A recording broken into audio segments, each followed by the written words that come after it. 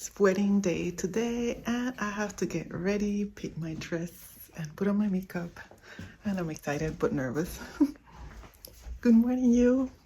Let's get ready and talk. Today I'm going to a wedding. It is my friend's daughter. It's a friend I've had for 19 years and I'm so excited. It was her daughter who came and directly invited me. She's so thoughtful. She said that she was aware of my energy limitations and there will be a Zoom link if I couldn't make it in person, but that she would really value if I could come and be there in person. So today, besides getting ready, I have to pick my outfit. I have 3 options selected. I think I prefer one. Also choose what shoes I'm wearing and make sure I have a few snacks because I don't know if there's going to be any food I can eat there that is gluten and dairy free. So if you're curious about that and maybe see a little bit of the trip itself, this video is for you. For dresses, I have 3 options. Yes, so I have a black dress. It is sleeveless, it's halter, and I like it because, well, first of all, it fits me. I can't say that about all my dresses at the moment. And it also, since it's sleeveless, it will keep me fresh, hopefully. The thing is, it is only like 10 degrees today, maybe even a little bit less Celsius. I'm talking about Celsius. So that might be a little bit too cold, not for the religious part itself, that is indoors, but the rest of like the reception afterwards, that is, she wrote to me to bring something to keep warm because it is partially outdoors. I'm not sure what she means with that, but I'm guessing maybe it has like a roof but no walls or something. I don't know. So I might have to use like a cardigan with that dress, and I don't have any formal cardigans, so I don't know. That's my first option. Then my second option is a red dress. I love that red dress, but I've also used it like for every single formal or semi-formal occasion I've been to like the last year or year and a half or so because it fit me. It fits me, and it's also because I find it cute, right? So, and then I have another option that is like a day dress. It's a daytime dress and it's pink, and I've used it before and I love it and it's so comfortable. I use it even for travel, for everything. But I don't know, I want to have something a little bit like more special, more formal looking. So those are the 3 options, and you're welcome to put in the description box which one you think I'm going to end up choosing. And let me also talk about the shoes. I have one shoes. They are both flat or almost flat because I want to be comfortable. And one of them is a pair of red shoes. They're completely flat. They're like ballerina flats, and I bought those in Panama City, Panama, in a place called Payless. I don't know, maybe, I don't know if they have them in the United States. I think it officially called Payless Shoe Source, and if you know what I'm talking about, don't judge.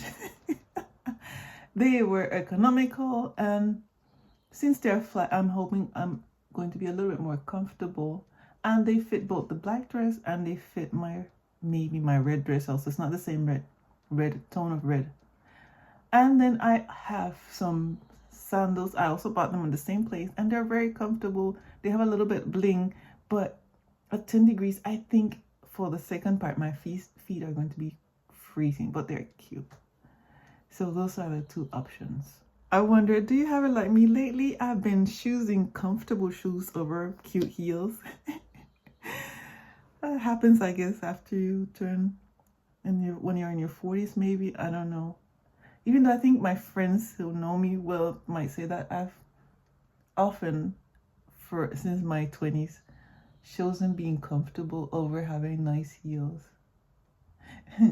Last week, when I went to this activity I mentioned in my previous video, a video or 2 ago, I recommended one of my in-laws about her shoes. They're really cute, like black with like a little bow flower thing on the front, and the heel was really high and like boxy, like squared but went in a cone downwards. So very pretty. And she said thank you, and then she says I can't wait to take them off. Yeah, so that's not me. I just put on comfortable shoes lately. What about you? Do you go comfort over cuteness, or yeah, let me know. So let me tell you, for my bag, I'm bringing actually two bags. I'm bringing my usual bag, the one that I had in the video, what's in my bag. I'm going to put it in the description box so you can see my essentials there. But for today, I wanted something a little bit more, I don't know, wedding-ish, if you want to say it like that. So I have had this purse for like 18 years, 17 years. It's leopard print, and it has like a really soft, uh, it's not real fur, but like a soft fur feeling. And it's very small though. So there I'm going to bring a packet of Kleenex just in case the waterworks starts. I don't want to ruin my makeup. And I'm going to put maybe like my lipstick in case I need to reapply, but I doubt it because this stays on the whole day. But maybe if I want to make it look a little bit brighter, this is the Maybelline Vinyl Superstay. And I don't know, that's my cell phone, of course, is going to be there, maybe some mints. And then I'm going to leave my actual purse with all my essentials in the car, and hopefully we manage to find a parking space close by, because the wedding is in Copenhagen. The venue, the religious part is a little bit outside of Copenhagen, but the venue is like in the middle of Copenhagen. And I don't know if the car is going to be close by to us, if we're going to find parking, because Copenhagen is not meant for cars. I think the city is more and more meant for walking and also for bikers. But so yeah, but I want to bring my essentials just in case. Oh, I think this is almost empty. To have them close by. And I think we might bring like snacks, and for both of us maybe, and especially for me, because I have not mentioned to her that I am currently gluten and dairy free. First of all, because I was choked up when she invited me, and later on I thought I don't want to cause her any trouble. I know if I tell her, she's going to make an effort to have gluten-free, dairy-free, or whatever options. I don't think she needs that extra stress. So I hope that they have some, and if they don't, I'll bring maybe a few snacks of my own and have a good breakfast. About 1 hour, a little bit over an hour in each direction to get there, depending on traffic. So I'm starting to be in a time crunch. So, but yeah, it's exciting. So I'm just fluffing my hair a little bit. I did my hairstyle, this wash and go, like 3 days ago. I thought about redoing it this morning, and then I decided to preserve some energy instead. I think it still looks decent, and I'm really waiting for it to come back to life. And yeah, it's time to put on my dress and get going. Have you already voted which dress you think I'm going to put on? So this is the dress I ended up picking, and one of the buttons fell off while trying to put it on. Time to leave now. So I ended up putting a little cardigan because it's kind of cold, and I'm bringing my winter jacket also because it's stepped outside for a second and it's really cold. So let's get going. As you remember, I mentioned that this was going to be an outdoors wedding, and since we left home, it was raining, like pouring cats and dogs. So I was starting to be concerned for my friend and her dress, but fortunately on the way there, it started to kind of slow down with the rain. But it was cold. It was still 8 degrees Celsius, which was very cold. So I kept my winter jacket on. It was good that I had closed shoes on. Unfortunately, my stocking broke. It was running, but I always have extras normally, as you would see in my what's in my bag video. So we were ready and on our way to the first part, which was the religious part of the wedding. It took longer, almost 2 hours. It took longer than we expected. So fortunately, we had left with enough time to make it to Copenhagen and make it to our destination. So I'm home and I am so happy I went. The wedding was beautiful. The bride was wearing a really elegant dress. It was like a very wide v-neck. It was like follow her silhouette, and then it had like a long white train. In her hair, she had some pearls. It was really nice. And the groom it was really nice to have an opportunity to greet him and meet him. He was very sweet. Also for our fate, there was someone who was quite famous there.